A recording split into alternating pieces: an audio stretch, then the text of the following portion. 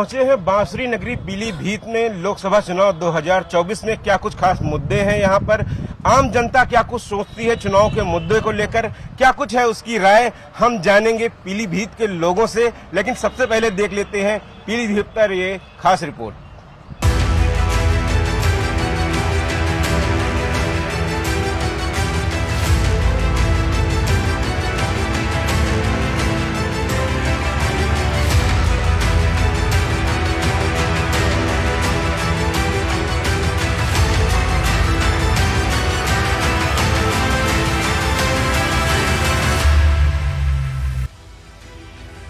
पूरी दुनिया में अपनी बांसुरी की सुरीली आवाज के लिए मशहूर पीलीभीत की फिलहाल सियासी ताल पूरे देश में गूंज रही है। मेनका गांधी के मायके और गढ़ के तौर पर मशहूर पीलीभीत से इस बार न मेनका गांधी सियासी दम भर रही हैं और न ही उनके बेटे और 2019 में यहाँ से सांसद बने वरुण गांधी।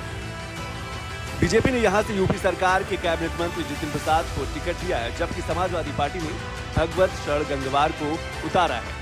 तो वहीं 2019 में यहां से प्रत्याशी नहीं उतारने वाली बीएसपी ने इस बार अनीस अहमद को टिकट दे दिया है।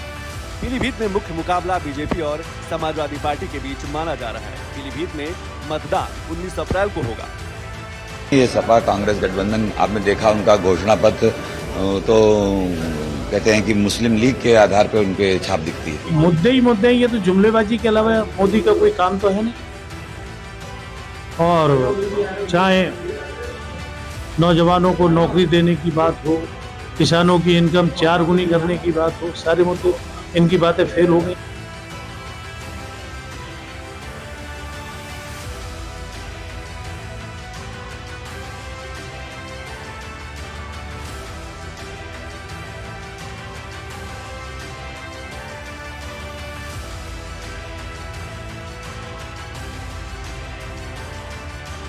सियासी दुनिया में अभी तक पीलीभीत से मेनका या वरुण गांधी का ही नाम जुटा था। मेनका गांधी यहाँ से 6 बार सांसद भी रही और गांधी परिवार छोड़ने के बाद उन्होंने पीलीभीत को ही अपनी सियासी जमीन बनाया। 1996 से मेनका गांधी पीलीभीत में कभी चुनाव नहीं हारी। 6 बार मेनका पीलीभीत से जीतकर सांसद बनी। 2009 में वरुण गांधी ने पीलीभीत से सियासी पारी शुरू की और सांसद बने। 2 बार वरुण गांधी पीलीभीत से जीतकर सांसद बने। 35 साल में पहली बार होगा जब मेनका या वरुण पीलीभीत से नहीं लड़ेंगे। पीलीभीत को बीजेपी का गढ़ माना जाता रहा है। पिछले 20 साल से बीजेपी यहां से लोकसभा चुनाव नहीं आ रही है। जातिगत समीकरण की बात करें तो पीलीभीत में मुस्लिम आबादी के साथ साथ लोध जात की आबादी ज्यादा है। पीलीभीत की आबादी करीब 20 लाख है, जिसमें 25% मुस्लिम आबादी है, जबकि एससी मतदाता करीब 16% है। वहीं पिछले चुनाव की बात करें तो बीजेपी को करीब 60% वोट मिले और समाजवादी पार्टी को करीब 38%। बीएसपी ने 2019 में पीलीभीत से अपना उम्मीदवार नहीं उतारा था। जिस पीलीभीत में मेनका या वरुण की जीत पक्की मानी जाती थी, अब वहां बीजेपी ने जितिन प्रसाद को टिकट दिया है, जिनको लेकर समाजवादी पार्टी बाहरी होने का आरोप लगा रही है। जबकि जितिन प्रसाद का कहना है कि उनकी पीलीभीत में जमीनें भी हैं और जड़ें भी। अब देखना यह है कि क्या पीलीभीत में कमल खिलता है या साइकिल चलती है, तय मतदाताओं को करना है। तो हम मौजूद हैं पीलीभीत में। इस लोकसभा चुनाव में क्या कुछ खास मुद्दे हैं, पीलीभीत की जनता क्या कुछ सोचती है, हम जानेंगे उससे। क्या कुछ सोचती है वो राष्ट्रीय मुद्दों को लेकर, सुरक्षा को लेकर, विकास को लेकर, आम लोगों को लेकर, क्या कुछ खास मुद्दे हैं आपके? जनता पिछले 10 साल से लगातार झूठे वादों का, जुमलों का इंतजार करते करते थक गई। अब की बार 400 पार का नारा आखिर मोदी जी ने किस आधार पर दिया है, ये समझ से परे है। ना तो रोजगार है यहाँ पर, ना ही स्वास्थ्य व्यवस्थाएं हैं, ना किसी प्रकार की और व्यवस्था है। और आज देश के अंदर जो चर्चा का विषय बना हुआ है कि न खाऊंगा और न खाने दूंगा, न खाऊंगा और न खाने दूंगा, और कैसे खाओगे और कैसे खाने दोगे। पीलीभीत में ये बड़ा मुद्दा रहेगा कि लंबे समय से पीलीभीत में बीजेपी जीतती आई है, लेकिन इस बार ये मुद्दा रहेगा यहाँ पर। देखिए, जीत आंकड़ों से होती है और आंकड़ों से जीत ली जा सकती है। आप देख रहे हैं देश में ईवीएम का भी मुद्दा है, बहुत सारे मुद्दे हैं, आए दिन ईवीएम भी पकड़ी गई, बहुत सारी बातें होती हैं। ये आंकड़ों के आधार पर जीत संभव है, लेकिन देश का दिल तभी जीता जा सकता है जब देश में वास्तविक काम हो, और वास्तविक काम इस देश में कहीं नहीं हुआ। पूरी 10 साल में कोई एक काम नहीं किया। पिछले 10 सालों में जितना काम हुआ उतना पिछले 60 सालों में काम नहीं हुआ। पिछले 10 सालों में अगर हम अपने जिले की बात कर लें तो पहला मेडिकल कॉलेज पीलीभीत जिले में बना। अगर हम अपने पीलीभीत जिले की बात करें तो एशिया का सबसे बड़ा खमीर का प्लांट हमारे जिले में लगा है। इससे ज्यादा काम किसी सरकार ने आज तक किया ही नहीं है। सुरक्षा का मुद्दा ले लें या देश की रक्षा का मुद्दा ले लें, राष्ट्रवाद का मुद्दा ले लें, कोई भी मुद्दा ले लें, इनके पास सिर्फ एक मुद्दा है, इन्होंने परिवारवाद के अलावा कुछ सीखा ही नहीं है। इनके पास अगर इन्होंने अभी एक समीकरण नया दिया था, पीडीए का समीकरण है परिवार डेवलपमेंट अथॉरिटी। इनके यहाँ सिर्फ मुलायम सिंह के बाद अखिलेश यादव के बाद डिम्पल यादव, रामगोपाल यादव, इसके अलावा इनकी पार्टी कुछ कर ही नहीं सकती है। और इसके अलावा अगर ये कर सकते हैं तो इसके अलावा ये तुष्टीकरण का काम कर सकते हैं। इससे ज्यादा काम पीलीभीत से लेके पूरे उत्तर प्रदेश में और उत्तर प्रदेश से लेके पूरे देश में किसी सरकार ने किया ही नहीं है। गरीबों के लिए मुफ्त राशन देने का काम किया है, श्रमिकों के लिए श्रमिक कार्ड बनाने का काम किया है, इससे ज्यादा काम।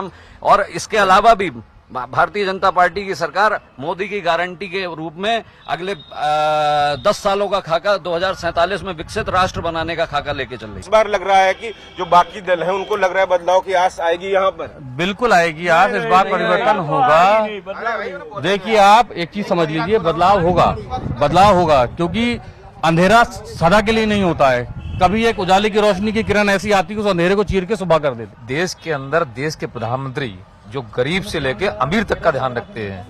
यहाँ की जनता बहुत जागरूक है। यहाँ की जनता ये नहीं देखती है कि मेरा व्यक्तिगत काम किया हुआ, क्योंकि पहले की पूर्ववर्ती सरकार थी वो व्यक्तिगत कार्य के लिए रहती थी अपने। आज के समय में यहाँ पीलीभीत की जनता नरेंद्र मोदी जी पर विश्वास रखते हुए वो 400 पार वाले नारा के लिए अभी जो कह रहे थे ना, ये वो भी पार होने वाला है। कारण ये है कि गरीब का भी कल्याण, वो हमारे भाई अभी कह रहे थे कि गरीब को राशन भी मिल रहा है और अमीर के लिए भी सारी सुविधाएं मिल रही है। देश की जीडीपी आज के समय में, आज देश से बढ़ के कुछ नहीं है, देश की जीडीपी आज कहाँ पहुंच रही है आके 2047 का जो माननीय प्रधानमंत्री ने जो नारा दिया है, वो नारा आप देखिएगा कि देश की दुनिया की सबसे बड़ी अर्थव्यवस्था बनने जा रही है 3 से 4 साल के अंदर है। पीलीभीत में 5 विधानसभाओं में लोकसभा क्षेत्र की बात करते हैं तो 4 भारतीय जनता पार्टी के पास और 1 समाजवादी पार्टी के पास है। ऐसे में बहुजन समाज पार्टी के प्रत्याशी को आप यहाँ किस तरीके से देखते हैं? भाई साहब मैं बता रहा हूँ, केवल यहाँ पर अगर चल रहा है किसी चीज को लेकर तो केवल भारतीय जनता पार्टी के अलावा कोई चक्कर में है। देखिए आप बहुजन समाज पार्टी की बात कर रहे हैं, वो तो बीजेपी की बी टीम है। अच्छा, क्योंकि उन्होंने खड़ा ही इस प्रकार से किया है, लेकिन उनको वोट नहीं मिल रहा है, ये बात निश्चित है। बीजेपी की तो आकाश आनंद बड़ी बड़ी बातें कर रहे थे। आकाश आनंद यहीं बगल में नगीना में आए थे, चुनाव प्रचार शुरू किया, वो कह रहे थे बहुजन समाज पार्टी तो ज्यादा मजबूती से लड़ रही है। नहीं, बहुजन समाज पार्टी नहीं लड़ रही है। बहुजन समाज पार्टी का तो जब तक बचे हुए हैं कि उनके पास ईडी ना पहुंच जाए या कुछ हो जाए, लेकिन वो जो है अपनी बचाए पहले अपना। उसके अलावा ईडी का दुरुपयोग जो है किस दुरुपयोग नहीं, मैं जो कह रहा हूँ मेरी बात सुनिए, इतना बड़ा भ्रष्टाचार बीएसपी में हुआ, इतना बड़ा भ्रष्टाचार बीएसपी में हुआ, तब उसके कारण जो चुप है, वरना मायावती चुप रहती। उनका एक तो उनका वोट बैंक ही खसक गया है। अच्छे काम बुरे काम सब गिनवाने की बात मोदी सरकार ने की थी। कुल 5 साल में कहा था कि 100 स्मार्ट सिटी बनेंगे, मुझे तो नहीं लगता 100 स्मार्ट सिटी बने नहीं। दूसरा उन्होंने कहा था नहीं, उन्होंने जो कहा था ये मेरी बात नहीं है, ये मोदी जी की बात है। उन्होंने 100 स्मार्ट सिटी की बात की। फिर उन्होंने कहा था कि जो रुपए का दर था उनके कार्यकाल में वो माने आसमान चला गया और वो बराबर कर देने की बात की थी। फिर तीसरा बात गैस हो गया, फिर उसके बाद आपका पेट्रोल हो गया, महंगाई हो गया, बच्चों का जो रोजगार की बात थी, शिक्षा की बात थी। तो इन सभी मुद्दों पे और साथ ही साथ जो बॉन्ड का घोटाला हुआ है 8,000 करोड़ का, जनता ये जानना चाहती है आखिर कांग्रेस से सवाल पूछने जाए या बीजेपी से पूछने जाए या समाजवादी से पूछने जाए या बसपा से पूछने जाए, सब तो जनता को लूट रहे हैं। सवाल इस बात का है, क्या आज से 50 साल पहले भी जनता को इसी प्रकार लूटा जा रहा था और ये क्या आज खुलासा हुआ कि ऐसे ही लूटा जाएगा? ये घबराए हुए हैं, ये इनकी हताशा बोल रही है, ये हमारे प्रधान सेवक की पॉपुलैरिटी बोल रही है, जिसकी वजह से ये घबराए हुए हैं। उनके सिर्फ आने की खबर से इनके हौसले पसते हैं। जिस दिन 19 तारीख को वोट पड़ेंगे उस दिन इनके हाल बिल्कुल, ये कहते हैं ना ईवीएम का रोना, ये इसीलिए रोते हैं क्योंकि हम 5 साल जनता के बीच में रह के काम करते हैं और ये जब चुनाव आता है उसके समय ईवीएम का रोना रोते हैं। मैं पीलीभीत की बेटी सरोज सरगम, सभी को मेरा प्रणाम। और जैसा कि आज देश सनातन की ओर बढ़ रहा है, भगवा की ओर बढ़ रहा है, तब मैं कहना चाहती हूँ, काशी नगरी सज गई, सजा अयोध्या धाम, हर हर बम बम बोलिए, बोलिए श्री राम, बोलिए श्री राम। और पूरा देश राममय हो गया है। राम के चरणों में भी कुछ पंक्तियां समर्पित करती हूँ।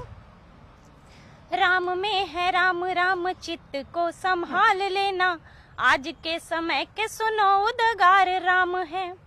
राम में समाया सारा विश्व जान लेना आप, राम संस्कार कल्पना विचार राम है। मंद बुद्धि अर्थहीन ढूंढ रहे राम जी को, मंद बुद्धि अर्थहीन ढूंढ रहे राम जी को, उनके प्रमाण पत्र का प्रचार राम है। पत्थर भी तर गए जिन राम नाम से ही, ऐसे भगवान राम निर्विकार राम है। पत्थर भी तर गए जिन राम नाम से ही, ऐसे भगवान राम निर्विकार राम है। और मैं युवा हूँ तो युवाओं की बात करूंगी, नारी के सम्मान की बात करती हूँ, रोजगार की बात करती हूँ। कहना चाहती हूँ, अपना सम्मान बचाने के लिए वोट करो, अपने अधिकार को पाने के लिए वोट करो। झूठे वादों के मुंह पे अब की चलो चोट करें, झूठे वादों के मुंह पे अब की चलो चोट करें। 19 तारीख नहीं भूलना है, वोट करो। तो बिल्कुल 19 तारीख को यहाँ पहले चरण में मतदान होना है और इनकी जो अपील है कि सभी लोग वोट करें, हमारी भी अपील है आप लोगों से कि अपने मत का जरूर प्रयोग करें और वोट जरूर करें। पीलीभीत के मेरे नजर में, मैं एक सोशल वर्कर भी हूँ, यहाँ पर 2 महत्वपूर्ण विषय हैं। एक तो सबसे महत्वपूर्ण विषय है 9 जून 2014 को हमारे यहाँ पीलीभीत टाइगर रिजर्व की स्थापना हुई और 9 जून 2014 से लेकर अब तक 50 इंसानों की मौत हुई और 550 से अधिक बार मानव वन्य जीव संघर्ष की घटनाएं हुई। यदि हम देखते हैं सरकार के आंकड़ों में तो ये 50 मौतों पर हम प्रत्येक नागरिक को 5 लाख रुपए मुआवजा देते हैं, तो ये पूरी रकम 2.5 करोड़ रुपए हो गई। और जबकि NTCA की गाइडलाइन है, नेशनल टाइगर कंजर्वेशन अथॉरिटी, उसने कहा है कि यहाँ पर हमारे यहाँ, जिसे हम नॉर्थ ईस्टर्न का गोवा कहते हैं, चूका स्पॉट, तो NTCA जब मना कर रहा है कि बफर जोन में वो आपने स्थापित कर रखा, तो ये अधिकारी कहीं ना कहीं हमारी सरकार को भ्रमित कर रहे हैं, जिससे कॉन्फ्लिक्ट हमारे यहाँ लगातार मानव वन्यजीव संघर्ष की घटनाएं बढ़ रही हैं। माननीय प्रधानमंत्री जी का जो हेलीपैड बन रहा है मोहनगंज में, तो वहाँ पे भी अभी टाइगर की लोकेशन देखी गई। तो लगातार टाइगर की आवाजाही जो है वो आबादी के क्षेत्र में है, और तो ये प्रमुख समस्या भी है कहीं ना कहीं। और दूसरी समस्या, देश की आज़ादी के 70 साल बाद भी जो पुराने जो भी नेता रहे हैं, जिनकी भी सरकारें रही, मुझे नहीं पता, आज ऐसा भी कोई ग्राउंड नहीं था पीलीभीत में जिसमें प्रधानमंत्री जी की सफल रैली हो पाती। लेकिन कारणवश माननीय प्रधानमंत्री जी की एकमात्र जो यहाँ इंटर कॉलेज है उसमें सफल रैली की जा रही है। तो ये कहीं ना कहीं हमारे 70 सालों का दुष्परिणाम है कि एक ऐसा ग्राउंड भी हमारे पुराने नेताओं ने नहीं यहाँ पर हम लोगों को स्थापित किया कि प्रधानमंत्री की एक सफल रैली हो पाती। बाकी शिक्षा के क्षेत्र में बात करूं तो उपाधि महाविद्यालय है, तमाम सरकारें रहीं, लोकल बॉडी के तमाम नेता भी यहाँ रहे, आज तक देश की आजादी के बाद उस डिग्री कॉलेज में MSc नहीं है। ये बहुत खेद का विषय है। फर्स्ट टाइम वोटर है हमारे साथ, हम फिर सभी के पास जाएंगे, सबसे बात करेंगे, किसी को मतलब निराश नहीं करेंगे। क्या सोचते हैं आप, पहली बार वोट डालने जा रहे हैं, क्या मुद्दे होने चाहिए? मुद्दा सबसे बड़ा यही है, पहले कोई रोड नहीं थी बढ़िया, कोई जब से भारतीय जनता पार्टी बनी है कितने बढ़िया रोड हो गए हैं, लाइट की व्यवस्था बढ़िया है और सब बढ़िया है सब कुछ। पहले क्या था, पहले कुछ नहीं था। जो भैया हमारे कोई बोले थे अभी, जो रोजगार की बात कर रहे थे, तो पहले कौन सा रोजगार था?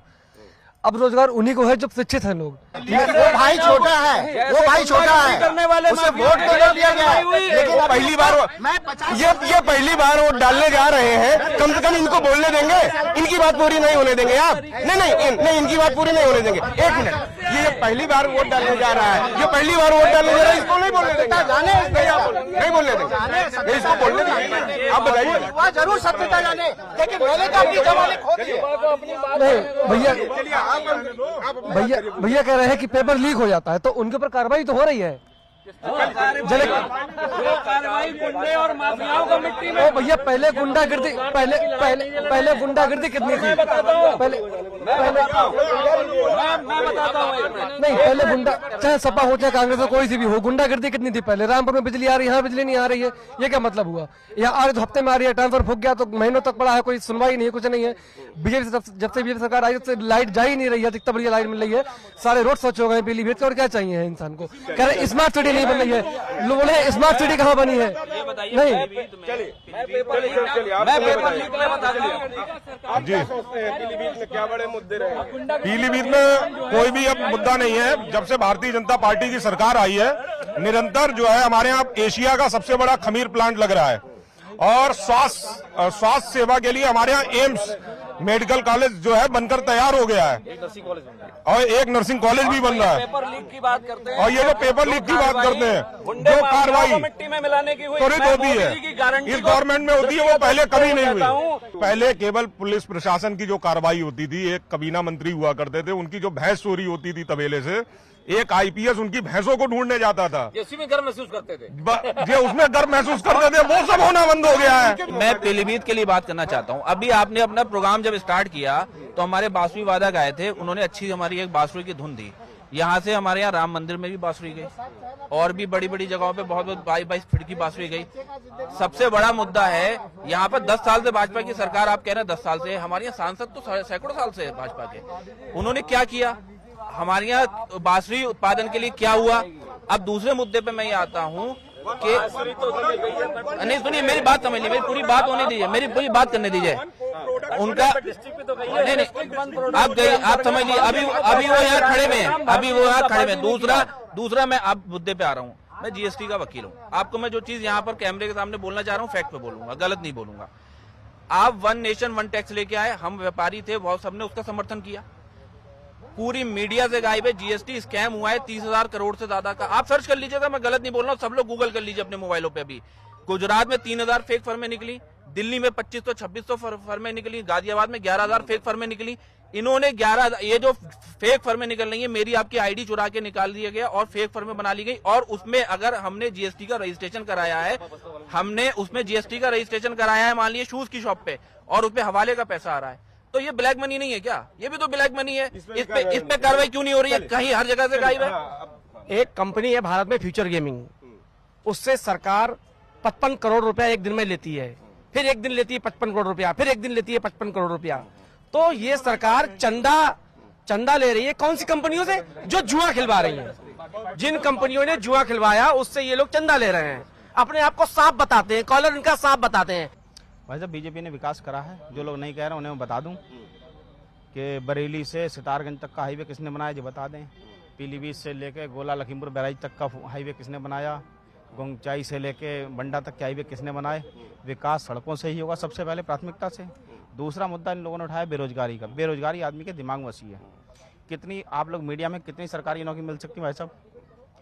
कौन बेरोजगार है? एक आदमी बताइए, कोई व्यक्ति जितने यहाँ खड़े हों, एक आदमी कहे भैया मैं बेरोजगार हूँ, अभी बताइए, मैं उसको तुरंत तत्काल प्रभाव से रोजगार देने तैयार हूँ।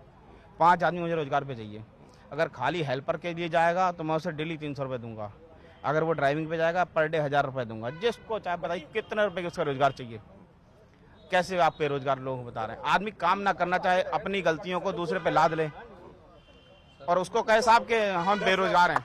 हमने देखा पीलीभीत में पहले आते थे, रोड बहुत खराब रहती थी, अब कुछ उनमें सुधार बहुत अच्छी है, और जो हाईवे या तो कुछ बन चुके हैं, कुछ तत्काल बन रहे हैं इस समय। हमारे यहाँ 2014 के बाद से बड़ी लाइनें बनी, बड़ी लाइन चालू हुई।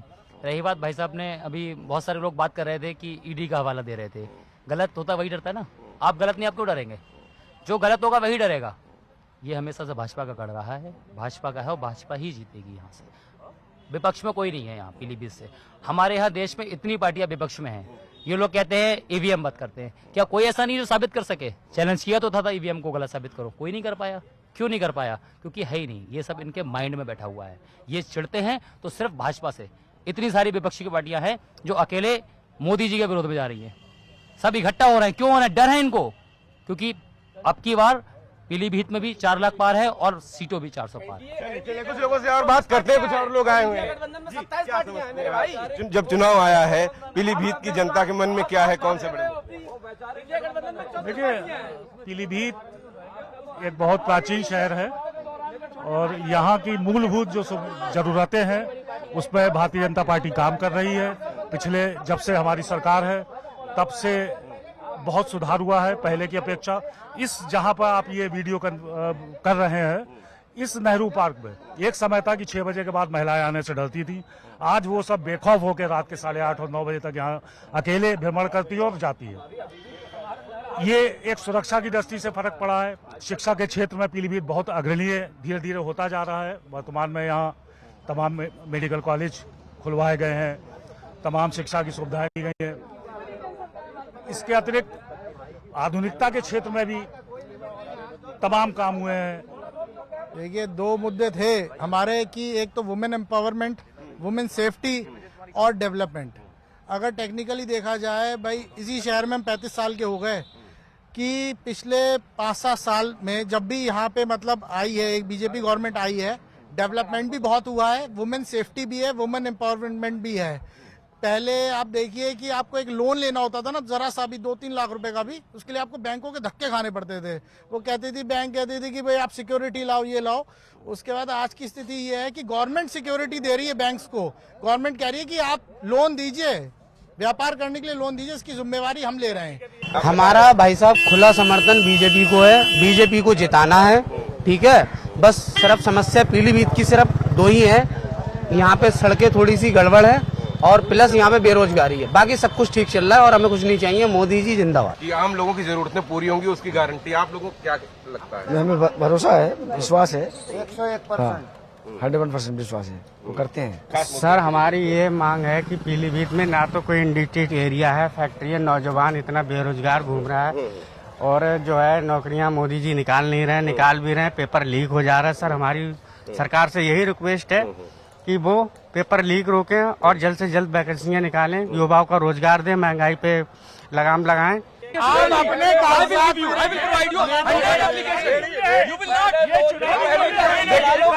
दो करोड़ लोन की गारंटी मोदी की है। चलिए ठीक है, 2 करोड़। देखिए, लोकसभा चुनाव आया है, 19 तारीख को आपके यहाँ वोट है।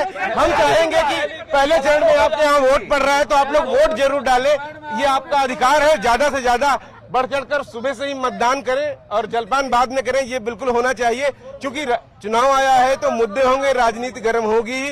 पीलीभीत की जनता की ये थी राय। अब देखना होगा कि किसको है मोदी की गारंटी पे विश्वास या किस किस को है बदलाव की आस। ये तो वोट जनता जनार्दन ही इसका फैसला करेगी और जो ईवीएम में 19 तारीख को इस बार वोट देगी।